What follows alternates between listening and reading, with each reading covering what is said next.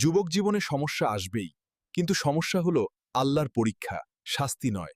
ধৈর্য ধরলে সবকিছু সহজ হয়ে যাবে। হে তরুণ, মানুষ তোমাকে যাই বলুক, তুমি সত্যের পথে থাকো, কারণ শেষ পর্যন্ত সত্যই টিকে থাকে, মিথ্যা নয়।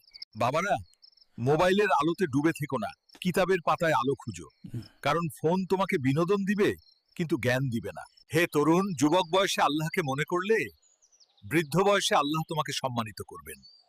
এই বয়সেই আসল পরীক্ষা। জীবন শুধু নিজের জন্য নয়, অন্যের উপকারে লাগতে শিখো। একদিন বুঝবে, দান করা সুখ পাওয়ার সবচেয়ে সহজ রাস্তা।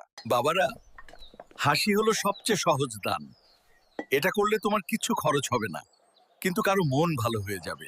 হে যুবক, তুমি যদি একদিন বড় হতে চাও, তবে ছোট কাজকেও অবহেলা করো না, কারণ ছোট কাজেই বড় মানুষের পরীক্ষা হয়।